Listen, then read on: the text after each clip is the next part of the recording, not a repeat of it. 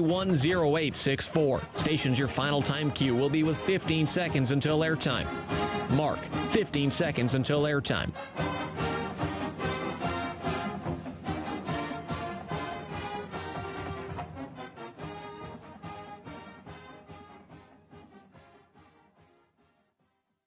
Oregon is going to the Final Four. The following is a Learfield presentation of the Oregon Sports Network. And Oregon is going to play in the national championship game. This is Duck Insider. We need to get community. We need this thing to be bigger than just our little circle of players and coaches. Are you kidding me? Touchdown, Oregon. With 2 seconds on the clock. He hits it! That's the bigger picture in this thing, allowing the community to celebrate the hard work, blue-collar mentality this group brings to the table. And the Ducks have won it. The Ducks have won. We get to struggle together, and we get to have joy together. The Ducks are Pac-12 champions. I am so proud right now to be the head coach at Oregon. Catch made.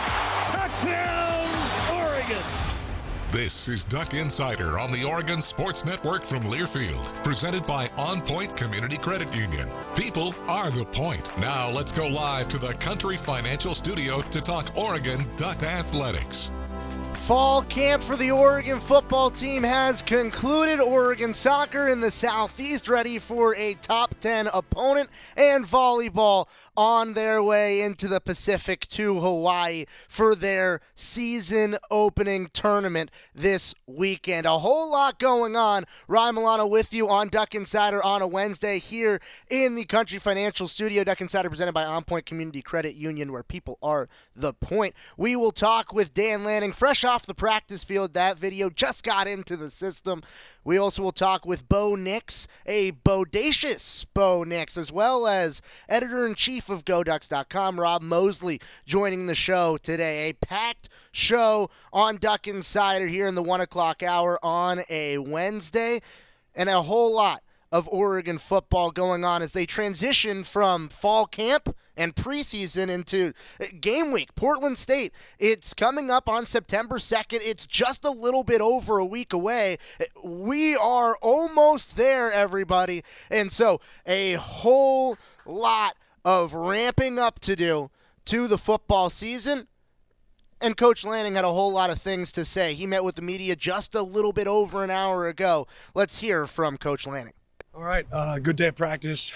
Removed a little bit of periods today, but we focused on a little bit more of long drive periods. So we had some long drive periods in there, kind of test our guys' endurance. Going to have some long drives during the season that we want to be able to execute high level on. So go ahead and open it up. Some contingencies on the interior offensive line already starting to have to be explored a little bit. Yeah, I mean we're always alternating who our rotation is to make sure that we have great bodies up front. Is Junior capable of doing the left side at this point, do you feel? He's been working more probably at the right than he has the left. But yeah, these guys are certainly able to work on multiple sides of the ball.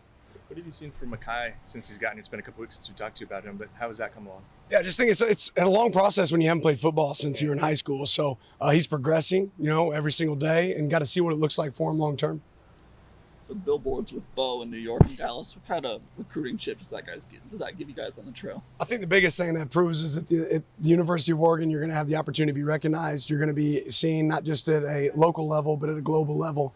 I think that speaks just to the quality of the brand, how far it extends, and what it means. What was your involvement in just approving it, the idea of it? What was your involvement of it? Yeah, when it was brought to me, I said that sounds like an awesome opportunity for us to get recognition for our guys. Obviously, Bo's done a phenomenal job and deserves recognition as well as his team, right? But yeah, for me, more than anything, it's like, yeah, that sounds like an awesome opportunity for Oregon to be recognized at a national level.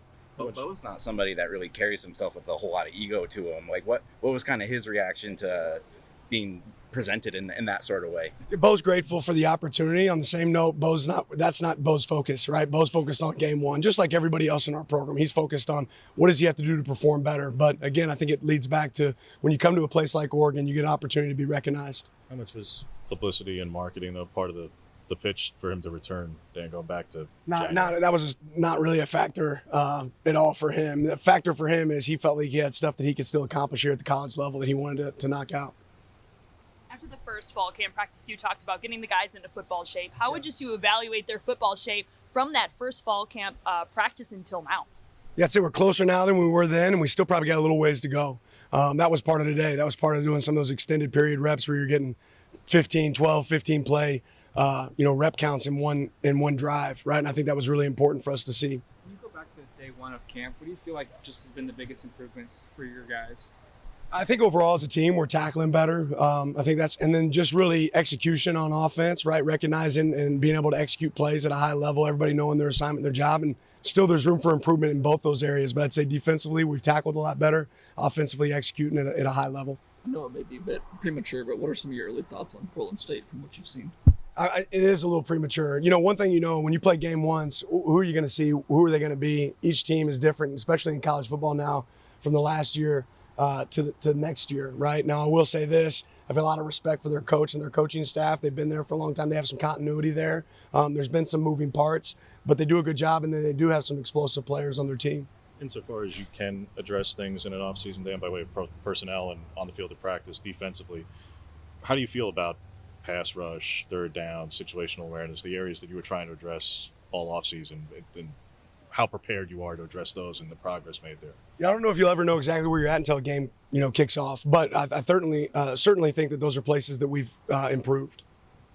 Heard a lot of really good things about Blake Purchase. I know he wasn't here in the spring, but have you seen him kind of hit the ground running, getting here in the fall? Yeah, first day, it's like he's trying to figure out where to line up, right? But when you let that guy go, he's got explosive power, he's got quickness, he's got a want to be better, and it's certainly showing up on the field. You're in the last week of fall camp. Where do you think you're better than you were at this point a year ago? Just knowing what's next, right? Knowing what's next. Being prepared for the next moment, the next day. What do we still need as a team?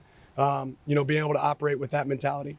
Evan said Colin Gill was one of the freshmen who had kind of a couple wow moments on Saturday. Where have you seen him progress? And I guess he's safety, but played corner in high school. Yeah, and he's probably working more at star for us more than anything right now. He had a couple interceptions on Saturday, which is pretty impressive for him. Still, at times, got to figure out where he's supposed to line up, but he's a guy that's a willing tackler, willing to hit, and he's done a good job when the ball's been thrown his way.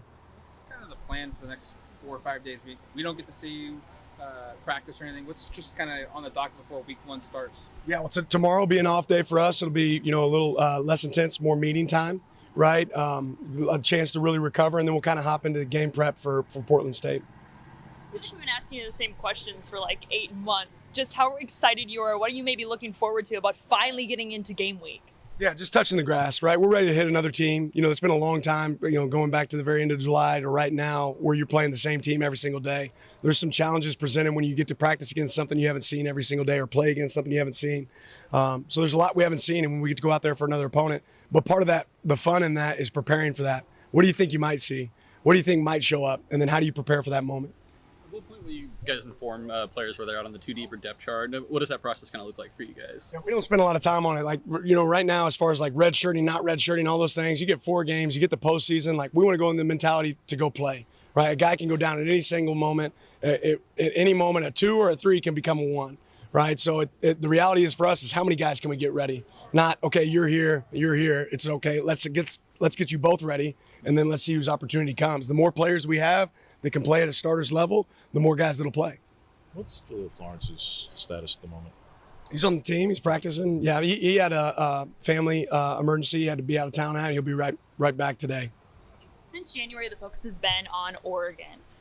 Now looking at it, you only have a couple days left to practice before you start finally focusing on another opponent. Just what are the areas that you really want to be more confident in heading into finally looking at another opponent? What are some areas you want to clean up maybe? Yeah, just crisp operation, right? Like you can't have the MAs, you can't have some critical mistakes where not everybody's on the same page. If you have 11 people playing the wrong call, but they're all playing the same call, you got a chance, right? It's the same on offense and defense. So we got to be communicating really well going into game 1.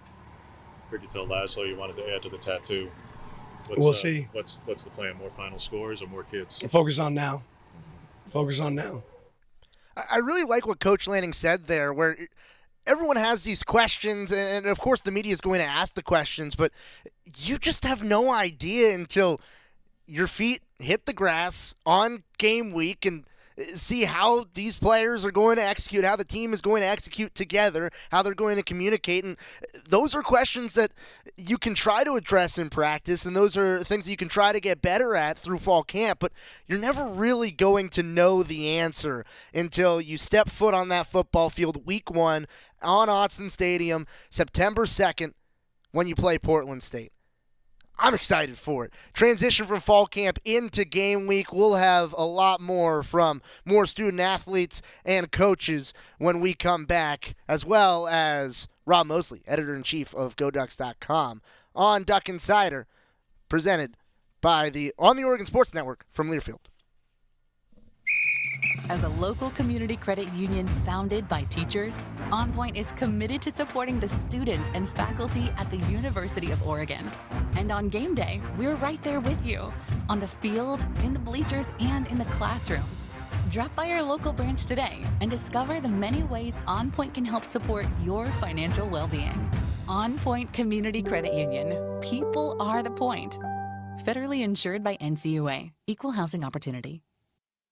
Hey Duck fans, we're all about protecting our home turf here in Eugene. You should do the same for your home with Country Financial Insurance. Most home insurance doesn't account for inflation, but with Country Financial, yours can. If something happens to your home, make sure you can rebuild the same house in the same place. Call a local representative or 866-COUNTRY and get a solid defense for your home. Home insurance policies issued by Country Mutual Insurance Company, Country Casualty Insurance Company, or Country Preferred Insurance Company, Bloomington, Illinois. Property must meet age and condition requirements, which vary by state. Duck Insider, your home for the latest news on Oregon athletics on the Oregon Sports Network from Learfield. The impact of a meal goes well beyond feeding our bodies, because feeling full can sound like this. How did the interview go? I did it! I got the job! I can't believe it! And like this. Mom, I got first place at the science fair with my volcano project. That's amazing, sweetie. Congratulations. Because when people are fed, futures are nourished, and everyone deserves to live a full life. Join the movement to end hunger at feedingamerica.org/act now. Brought to you by Feeding America and the Ad Council. Hi, I'm Smokey Bear, and I made an assistant to help you out, because only you can prevent wildfires. Hey, Assistant Smokey Bear. Call me Papa Bear, because I'm grilling up dinner. Do you get it? Yes, good job. So, what should I do with all these coals? Don't just toss them out. Put them in a metal container, because those embers can start a wildfire. I understand. The stakes are high. Ha, ha, ha, ha. Learn more at SmokeyBear.com. Brought to you by the U.S. Forest Service, your state forester, and the Ad Council.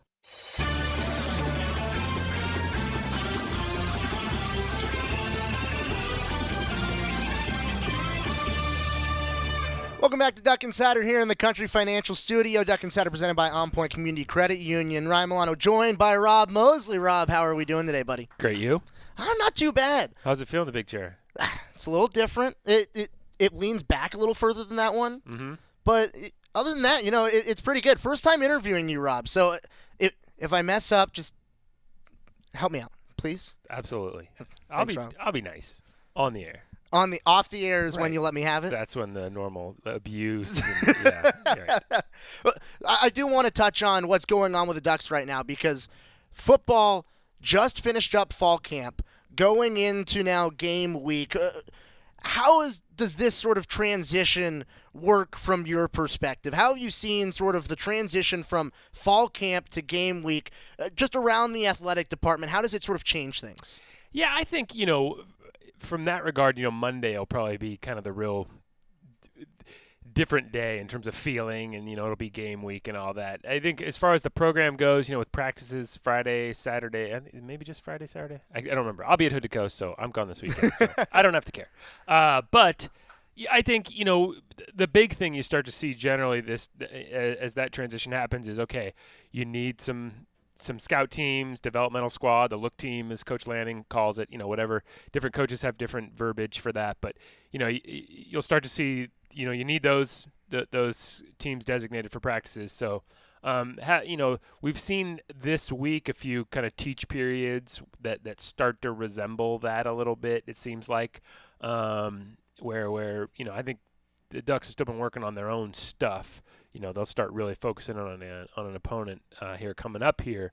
But starting to, from a practice format standpoint, starting to feel a little bit more like what things will look like in season rather than camp mode when it's just purely your own stuff. Now we'll start to see scout teams having to run, Portland State stuff and all that. Autzen Stadium opens up 7 days from Saturday. I know that the coaches and the players are asked all the time about what's it going to feel like when you come out of that tunnel into a roaring Autzen Stadium. It's the first game for you too, Rob. Do you still feel that anticipation of, okay, another season is here. We're back at Autzen. We're ready to go. Most likely I will forget my binoculars. That's my first game tradition. So it takes a while to get back into that. But yeah, it's interesting. I live real close to the stadium, and I walk my dog by there all the time. And so I have this, and obviously it's, we work here too. So it's like I feel like this sense of connection with the stadium almost constantly. Like I make a point of walking through the stadium. Like if I have to go from the Casanova Center to soccer to baseball or lacrosse on there in season, I make a point of walking through the stadium if I can, if it's empty, just because it's just so fun to just walk. To just know that I'm just ambling. It's just a way to get from point A to point B, but yet it's also Autzen Stadium, and so I never don't feel like that Autzen is sort of right there all the time. But yeah, to know it's going to be full of people and to know it's going to be the first game and what that could, what this season could be like for this program and all these players and coaches, it's definitely going to feel different than when I'm just walking through, going to a baseball practice in the middle of May or something. I'm glad that you do that because I do that too, where I'll be driving back from Portland and hop onto the Delta Highway and I'll see Autzen Stadium just kind of it to me it kind of blows me away every single time where it's like, yeah, I get to work right there. Yeah, and I hope nobody takes this the wrong way. Like I feel like a lot of people, if they could, would go in there to just steal a few minutes, and so I don't want to pass up the opportunity to do that. So like to walk through there, again, on a random Tuesday going to baseball practice in May or something, when you feel like potentially you're like the only person in there. And I don't think that's ever the case. There's always facilities guys, and there's always seem to be some folks moving around in there. But to be on the field and have no sense for like another human being's presence in the stadium and to take that all in is pretty fun. And to juxtapose it with what Saturday is going to be like. Well done. To get us back on topic, yes. And so to know, and I say that to people all the time, like when I'm touring them, like it just feels so different. It feels so much bigger when it's full of people. Like it feels kind of intimate when it's empty a little bit. It's still obviously a big structure, but it obviously lacks that human energy that just takes it to a completely different level and just makes it feel even larger than life. So yeah, that'll be fun. But as you know too, a game also means work. So it's like there's all this great fun about it, and we have these jobs where work is fun, but it's also like, all right, it's a bottom line, that if we want the team to play well, and I got to worry about what kind of content I'm producing. I don't have TweetDeck anymore, which is awful. No one wants to hear me bellyache about that, but here you go. No TweetDeck is just killing me. So it's killing us too. We move on. We roll with the punches. We adjust as adversity goes. That's not the worst thing to try to tackle, but is a pain in the rear end. And I think on game day in particular, it will be felt acutely. Well, I'm glad that you used the term larger than life, and I'm glad that we sort of got to social media because I've been perusing social media over the past few days, and like a lot of you Duck fans, the billboard, bodacious, the one in New York, the one in Texas. Yeah. We just heard from Dan Lanning, mentioned it a little bit. We'll hear from Bo Nix in the next segment talking about his thoughts on the billboard. For you, when you saw that, what was your, what did you think about it? It's cool. It's hard to see it and not think of the Harrington billboard back in the day. We have it right on the wall. And just feel like here. A sense of tradition, connection to that that's sort of in line with the way Oregon kind of broke through initially, kind of into the national conversation. But then we know too that it means something completely different. I mean, I think that billboard was announcing Joey Harrington as someone that the country needed to pay attention to, while also announcing Oregon as a program, an athletic department, a school that wanted to have more of a national footprint. Obviously, I think that goal has been largely accomplished. But I think, on the heels of, the conference realignment news and everything else, I think it's just one more statement that, this is a program with a national footprint. I mean, we're going to be playing in a conference next year that literally goes from coast to coast now, has a national footprint that way. And this is a program that recruits nationally. And so it's also going to be a program that markets itself nationally. And so that's, it's kind of always been the tradition, but now it's on a different level too. So, again, kind of a throwback to back in the day, but also kind of a recognition about kind of this new era that I think the program is in now, or and also heading towards. That's pretty similar to how I felt about it as well. The nationality of it, it's New York and Texas. It's not like it's right down the road. It is a national brand at the University of Oregon. You had the opportunity to talk with the offensive coordinator of Bo Nix. You talked with Bo Nix earlier this month on the Mighty Oregon podcast. You talked with Will Stein earlier this week on the Mighty Oregon podcast. Can you sort of talk about Stein and Nix and how they're similar, how they're different, what you kind of felt and how they mesh based on your conversations with the two? I think personality-wise, they're really similar. I think they're both, kind of polished, kind of professional. As somebody who has several years, who A, has several years on both, and B, has never been considered the most, mature person in the world. I'm very impressed by just the bearing that each has. They both have just a very professional, sort of a, grown-up bearing about them, despite being young guys. Obviously, Coach Stein is factually a grown-up, but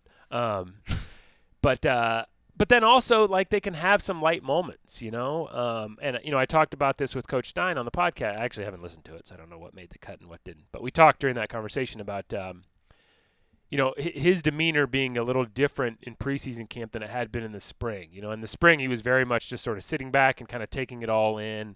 And Kenny Dillingham had been, kind of almost like one of the guys. He bouncing around, he's loud. He tried to jump into quarterback drills, and the guys would just ride him mercilessly for his inability to throw at their levels, which they're college quarterbacks, so they should be good. But Coach Stein didn't show as much of that in the spring, but then I thought this preseason camp we saw more of that.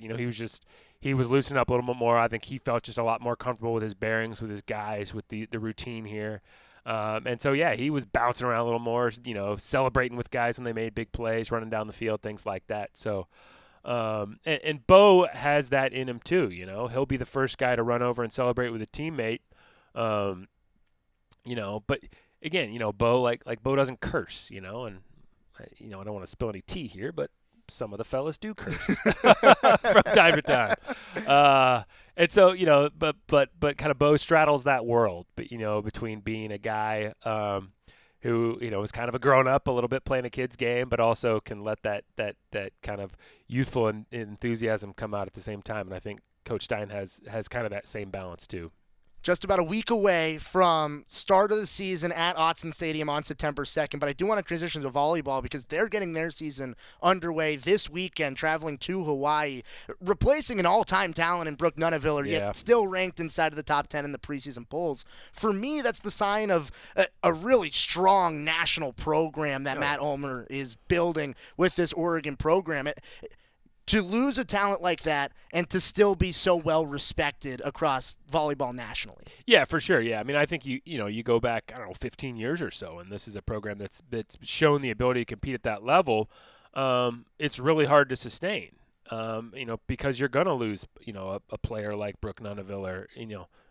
She's kind of one of a kind, but if you're a quality program, you're probably going to lose good players every year, and so you got to find ways to bounce back from that. And the portal now, obviously this team shows they were bringing a couple of seniors through the portal, but their freshman class is really impressive. If anybody went to the exhibition the other night, a couple of true freshmen looked really, really good. It's just gonna be fascinating to watch them because Brooke did so much, and yet. this team's just going to have an entirely different flavor to it, and that doesn't mean necessarily things are going to be worse. Different people are going to have different roles, and I think Mimi Collier really wanted to be a little bit more of a well-rounded player last year than she ended up being. Partly because Brooke and Georgia Murphy were so good in the back row. Mimi didn't necessarily have to do as much of that, but I think she really wants to be someone who can be relied on as a passer if need be. And so she's worked really hard, and now she'll have a chance to show that. And as a sophomore, you want to see development like that. But she can also just pound the heck out of the ball too, which is fun to watch as well. But when I walked into the exhibition area, I was just struck by how big the roster is. I mean, there's just a ton of players on this team, and they'll talk about how they want their B side to be their toughest competition, and obviously you're going to go up against some programs with the way they've scheduled.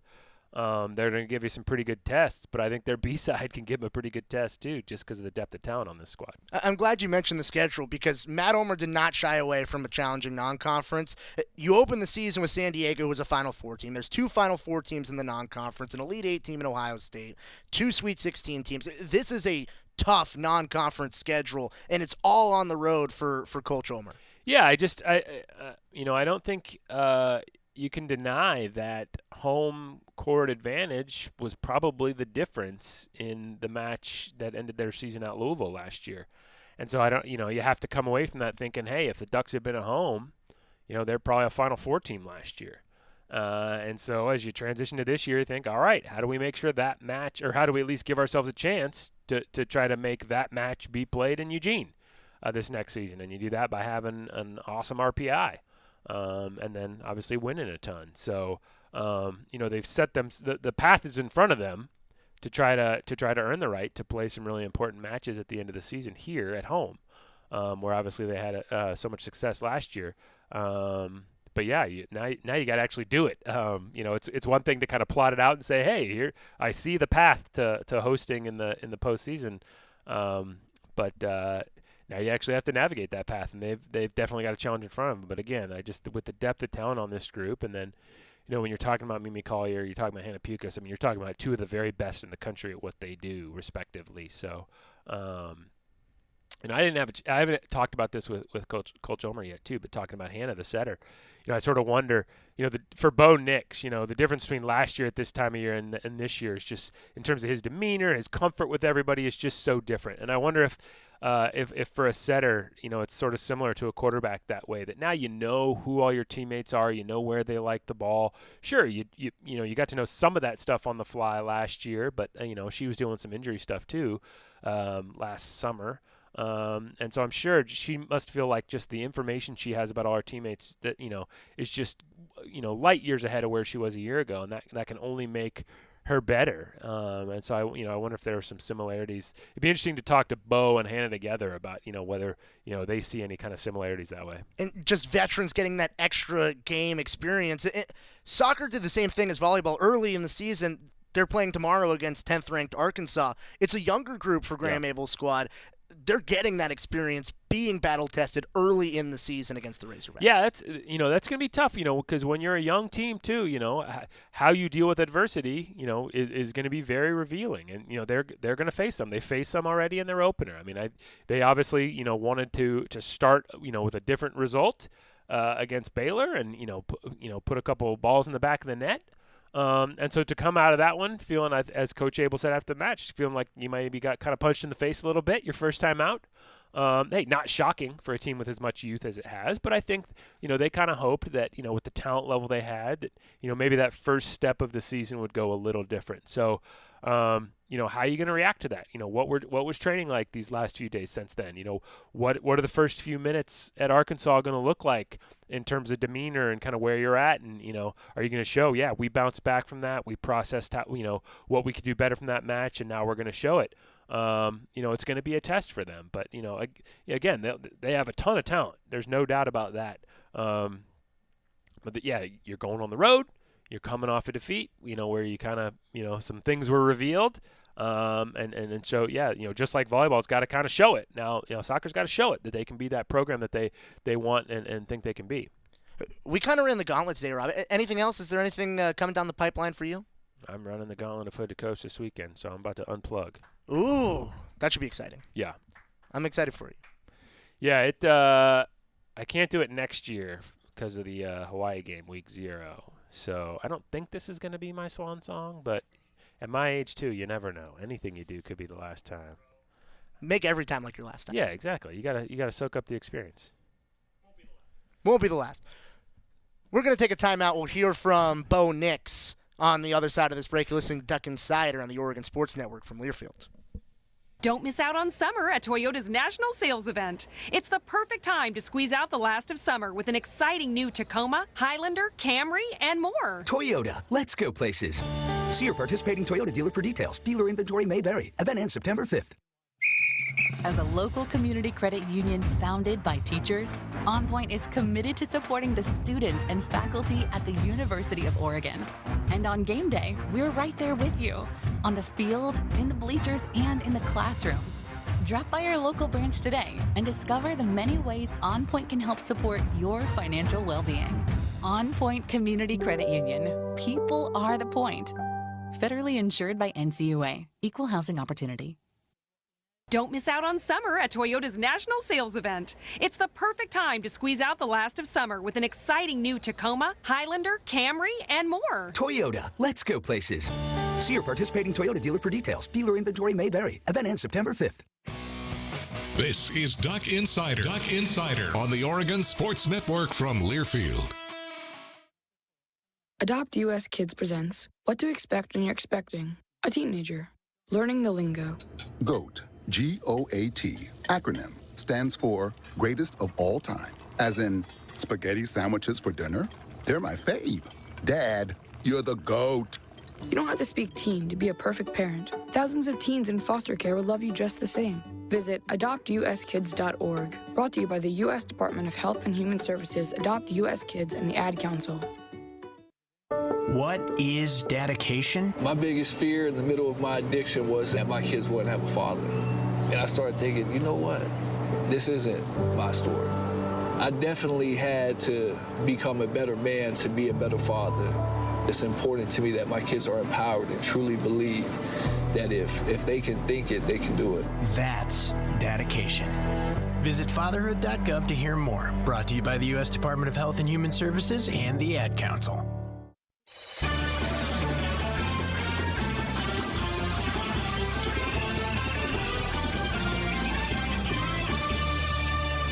Back on Duck Insider here in the Country Financial Studio. I'm Ryan Milano. Duck Insider presented by OnPoint Community Credit Union. Fresh off the press, fall camp just finished, I think. We got until the end of the day, but fall camp is essentially over. We're not going to hear from the players until it's game week. We're not going to hear from anyone until it's game week coming up next week leading up to Portland State. The quarterback, Bo Nix, with a fresh two new billboards, and a new, not a new stretching routine, but a stretching routine that got showcased to the media earlier today. He talked about that. Let's hear from QB1. What'd y'all see at practice? Huh? What'd y'all check out at practice? Anything? Stretching is riveting stuff. Is it fun? Yeah, it's amazing. Well, what's your favorite stretch? That's actually a great question. I like... so we do the A-skip at the very beginning once we get in lines, and that kind of gets you, in, I guess, running condition, kind of gets your body going. It's probably my favorite. Who taught you that one? That's been around for a long time. I remember doing that when I was in, middle school, back in stretch lines. So that's an old one, but it still works.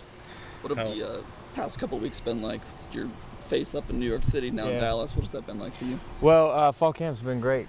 We've had a good time at fall camp. We've really connected over the last few weeks. We've had, a lot of, players step up and fill roles, and a lot of, vet guys that have been doing it a long time, but, they're still reliable. And, with that comes great things like, billboards. It's great for the university, I think. It's great for the team, and we're not going to let it distract us. We're going to keep the main thing, and that's doing our best to win football games. What was your involvement in the conception of putting you on a billboard? I guess just playing at Oregon, I was way out of my hands. It's a lot bigger than me. But it is a blessing to be in that opportunity, be in that position. I couldn't have done it without my teammates, first of all. To even be in this situation, somebody even wants to do that for me. But it speaks to the university. It speaks to the football program. It speaks to how prestigious it is to go to a place like Oregon, and how one time you're on one side, and then you get to a school like Oregon, and then all of a sudden how things can change and how your story can change. And so I'm just blessed. Was the involvement of the designs or the photos that they used? Was a Heisman campaign and publicity and pushing you and putting in that platform part of what they were talking to you about in December and January about coming back? Well, they sure can't give you a Heisman, so that's not necessarily a reason.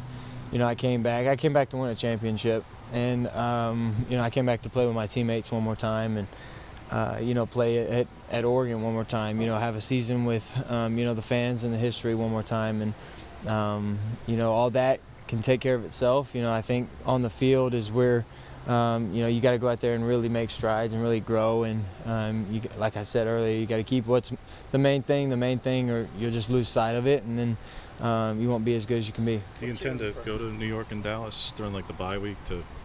Well, that's kind of tough. That's I don't see myself doing that. Now with pictures and stuff, you can kind of see what it looks like. But no, I probably won't get a chance to go see it. What's your impression of the creativity of the Dallas one, the throwing effect across two different buildings there? Yeah, it's cool. Those designers, they're good at what they do, and they saw an opportunity and went with it. But yeah, I think it's cool. It's not. I never thought I'd be able to, see that in myself, but, opportunity presents itself, and, you get to play with guys like I do and get to play for coaches like I do, and, all of a sudden you're in that situation. What's the feeling in the last week of camp as your senior versus your freshman year when you were just earned the job and were going into that Oregon game? That's a good question. I think you're just anticipating the season, and how quickly it's going to be here and actually be here and be gone. Because once it starts, I feel like it's on to the next week, and it never quits. But just the preparation, the early stages of preparation as you get into the last final week, because fall camp goes by really quickly. You're kind of in practice mode, so you kind of get locked in with that. It's like living the same day over and over. And then once you get to game week, as we're approaching, things start to slow down. You get to start to target opponents and looking at other defenses besides yourself. I'm tired of running against the same defense every day. Those guys are good. What excites you about this team? You asked us what we saw in practice. Yeah. You're in there every day. What excites you about what you've seen about this team? We talk about it all the time. Our competition level as a team is very high.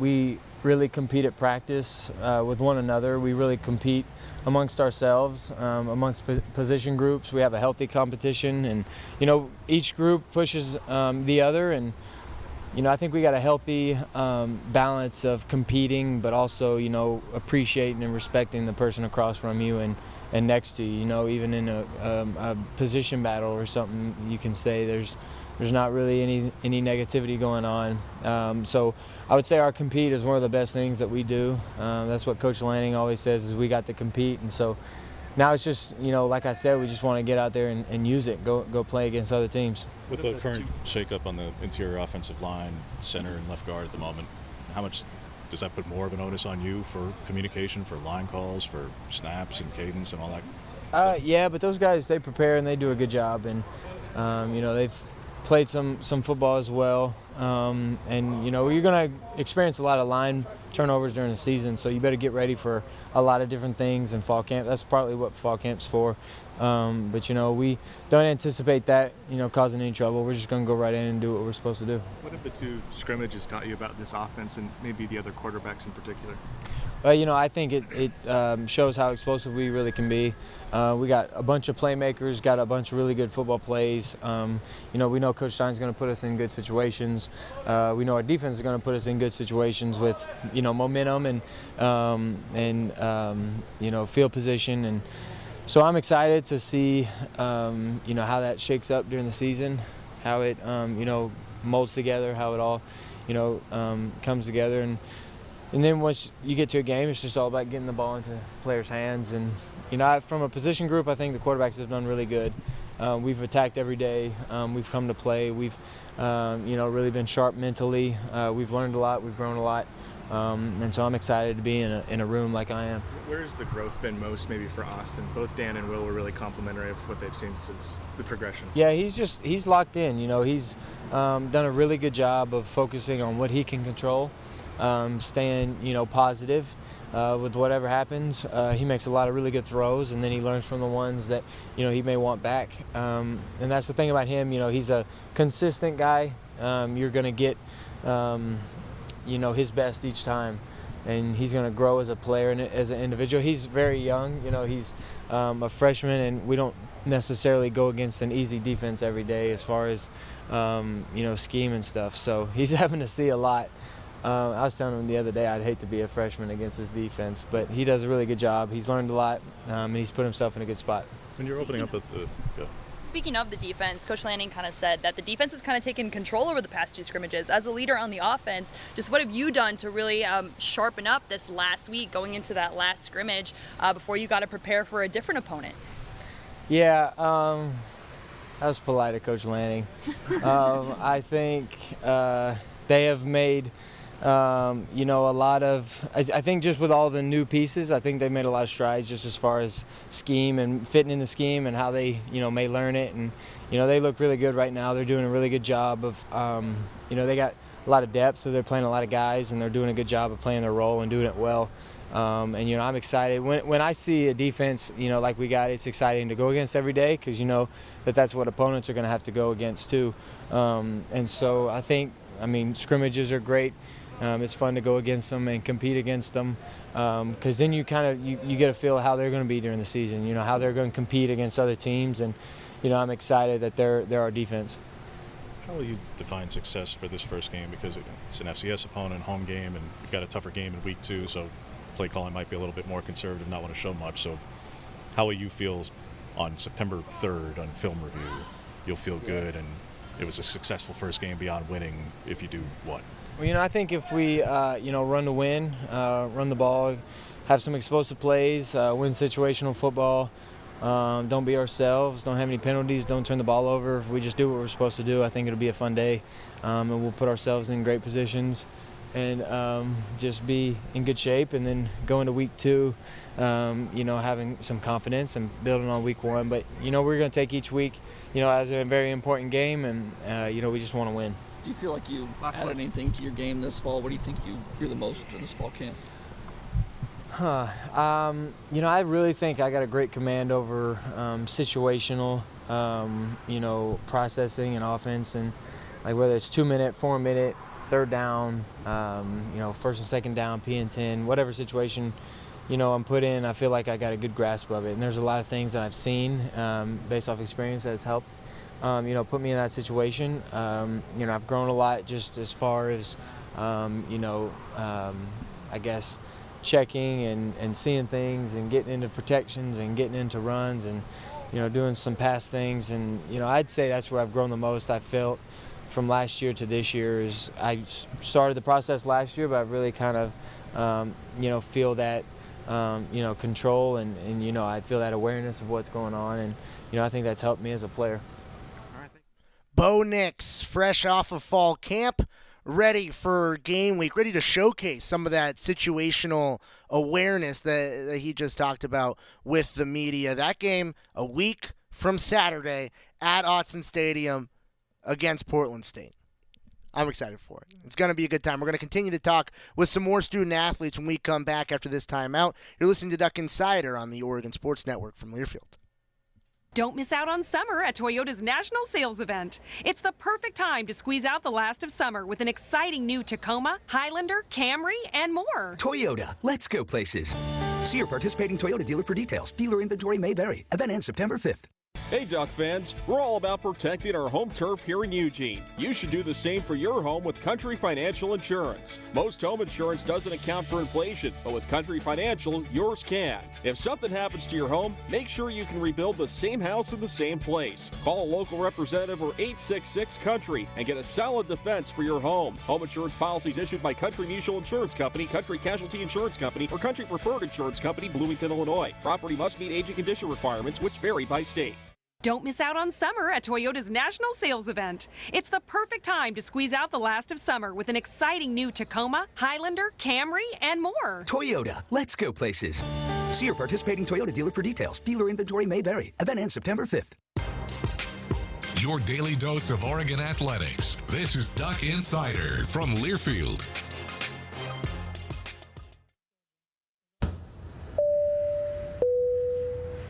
This is your captain. We are going to be experiencing some slight turbulence. Please fasten your... Oh, hold on. Just got a video of my cat. Imagine the pilot of an airplane was as confident as you are texting and driving.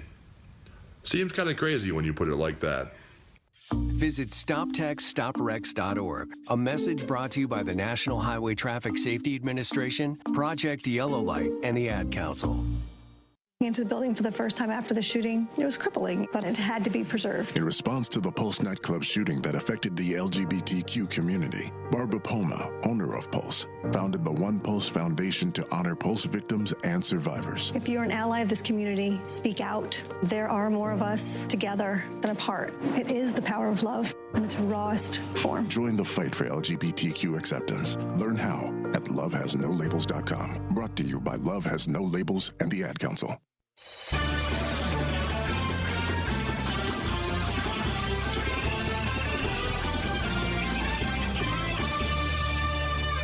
Back on Duck Insider, Ryan Milano filling in for Joey Mack today. Duck Insider, presented by OnPoint Community Credit Union.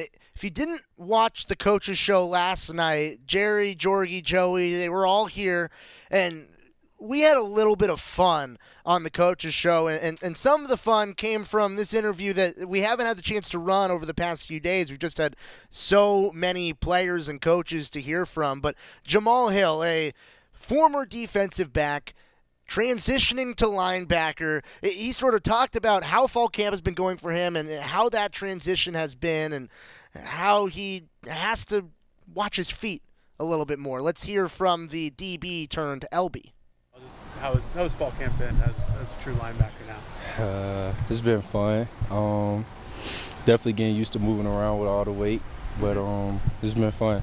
Been a little learning curve, but it's been cool. How do you feel like you are moving around with the weight, just compared to how you were as a safety? I kind of got my first taste of it in the spring, but I got used to it after the first 2 days, so it's been good. Did you have a moment that was kind of all right, this is different, just going up against a guard or something? Yeah, I mean, everybody in our O-line is good, so kind of had that moment every day, but it just made me better. But anything you did in particular where, you're gaining 15 pounds in a year and 27 pounds over 2 years, it's a good amount of weight, man. So anything that you did specifically to put on the weight, clean weight? Eat at 11 o'clock. Eat something healthy. I eat pasta. A lot of pasta. 11 o'clock p.m.? Yeah. What type of pasta? Anything in particular? Any sort of recipe or just any type of pasta? I like shrimp, so anything with shrimp, I throw a little chicken in there, here and there. What do you feel like has been the biggest transition for you outside of the weight? Moving the linebacker? Yeah. Everything happened a little faster in the box. You got to be really locked in on your keys and be able to read and react, and knowing that gaps can change depending on what type of run scheme they doing. So I'll probably say that. You talked about how the O-line's been challenging you. What exactly have they been doing in practice to really give you a hard time, but also make you better at your new position?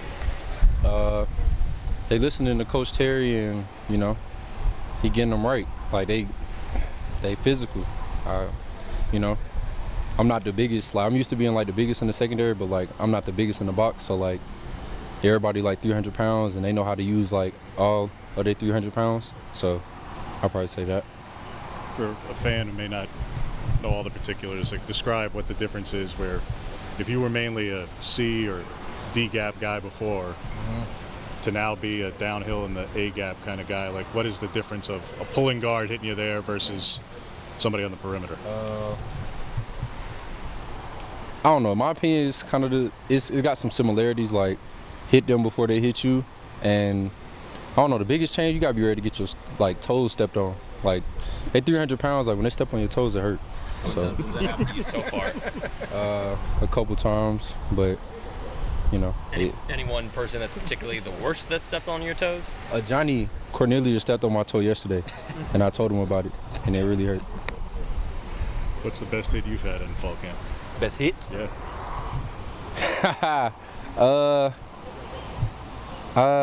I like my teammates a lot, so, you know, I get everybody get their little fair share, but, you know, just leave it at that. Any linebackers you work with closely to sort of, learn more about the position? Like on our team? Yeah. Oh, like our whole linebacker room, really, like Justin and Jeff, because like they been playing. Oh boy, Bucky, my bad. Yeah, Justin and Jeff, because they played linebacker. Like Jeff played in this scheme last year, and Justin come from like the Big Ten, where like it's a lot of downhill linebacker stuff. So like he learned a lot from. Iowa had like a linebacker that went first round last year, so all the stuff that he learned from him, like just getting little nuggets from them too, really. You repping mainly with those guys, repping McConnor at all, or? We mixing it up, you know. We'll see on game day. How do you think the linebacker room has done just overall through these 2 weeks of fall camp? I mean, great. I mean, we adjusted. Like, a lot of us are like converted players. So, I mean, I'll let Coach Lanning tell you, but like, I feel like we're doing great. So, yeah. Do you think that makes you a stronger player, a better player, knowing that you've been in other positions around the field and to be able to succeed in other particular areas as well? Most definitely. Like, I feel like the more you can do, like, the more value you can add to a team. Like, you know, like being a one-trick pony has not really ever been my thing. So I'm excited for the opportunity to do something new and be great at it. Now, as like a former DB, what skills, transition over to that linebacking group that help you be a better linebacker? That's a good one. I mean, you're still covering tight ends, covering running backs, owning leverage. Like, I feel like when people think about linebackers and coverage, they overly aggressive, like they can't maintain their leverage. I feel like that's a big thing, and just being able to play in space, like tracking hips from a distance, like being able to keep speed while you tracking, not overrunning stuff like that, and tracking the ball too. Have you been able to help out any of the other linebackers that maybe have struggled in those areas that you have more experience in? I mean, I feel like we all feed off each other. Like, it's not like one particular person like just like running the whole room. It's like everybody like add like they little nuggets to the room, and they just make everybody better. Well, I know a lot of the position rooms have various different, coaches, GAs, etc. Who are kind of just the lead voices, coach-wise, in the inside linebacker room for you guys? Mike Olowski, Coach Tosh, Coach Lanning. Like everybody kind of like take turns. So like everybody giving us like different nuggets, because they all kind of like been in this scheme for like a long time. So like they know what it's supposed to look like. So like really all three of them. Jamal Hill talking about how he learned the position of linebacker and how he has to watch his feet a little bit. I thought that interview with Jamal Hill was insightful and funny at the same time. And I like the way that the veteran linebackers really taken over that room and continue to spread wisdom and knowledge. We're going to take a quick time out. When we come back, what's next for football now that fall camp is over, as well as soccer, volleyball in action this weekend? All of that coming up on Duck Insider on the Oregon Sports Network from Learfield. As a local community credit union founded by teachers, OnPoint is committed to supporting the students and faculty at the University of Oregon. And on game day, we're right there with you, on the field, in the bleachers, and in the classrooms. Drop by our local branch today and discover the many ways OnPoint can help support your financial well-being. OnPoint Community Credit Union. People are the point. Federally insured by NCUA. Equal housing opportunity.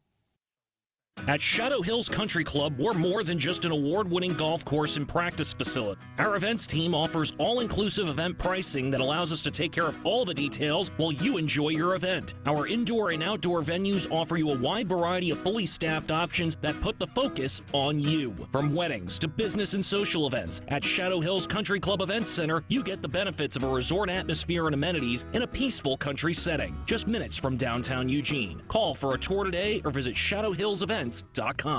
Duck Insider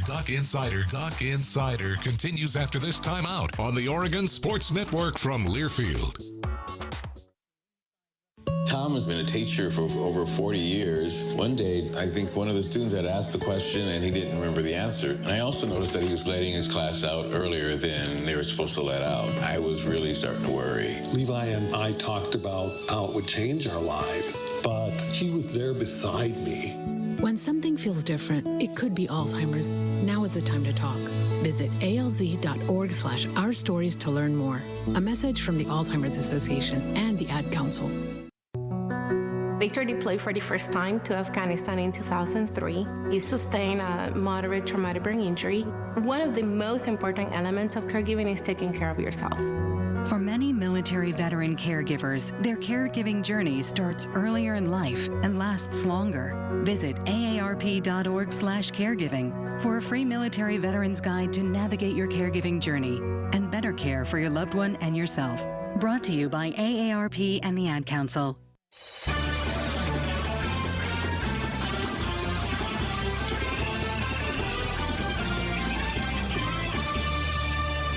Welcome back to Duck Insider. Ryan Milano in the Country Financial Studio. Closing out the show as everyone is pretty much in action this week as football continues to get ready for Portland State coming up in a week from Saturday, and soccer and volleyball both in action this weekend. Soccer will be going up against Arkansas, the 10th-ranked Razorbacks in Fayetteville. That game was originally scheduled for 4:30 Pacific, 6:30 Central Time in Arkansas. That has been pushed back an hour as of now due to heat in Arkansas. So 5:30 local time here in Eugene is going to be when you can see that game on the SEC Plus networks, and it will be at 7:30 local time in Arkansas. So a quick scheduling note for the Duck soccer team, who is going to be playing both Arkansas and Missouri State this weekend on the road. Oregon volleyball, they are in action this week, and they'll play 3 different teams coming up in Hawaii as they go to the Hawaiian Airlines Rainbow Wahine Classic in Hawaii, playing San Diego, the number 13th team in the country. That coming up on Friday to kick off the season. Northwestern on Saturday, and on Sunday it is the University of Hawaii who they will be playing. Football, a week from Saturday is the first game of the season. This is the schedule that you can prepare for this year. 5 road games, 7 home games. Starts with Portland State at home. Then you go to Texas Tech on the road. That might be a top 25 matchup between the Ducks and the Red Raiders in Lubbock. Then Hawaii, another Oregon team in their 3rd game of the year playing Hawaii. It's week 3 for the Ducks on the football side of things, and it's day 3 for the volleyball side of things. Colorado, Stanford, Washington State, Utah, Cal, SC, Arizona State, Oregon State. The 12-game slate for the Ducks as they escape fall camp and prepare for the season. There's a whole lot going on this weekend, and we're still going to continue to march through it. Same time tomorrow, we'll do it there on Duck Insider. See you, everyone. Don't you wish your life came with a warning app? Stop. That dog does not want to be petted. A heads up before something bad happens. You should not send that text. Uh-oh.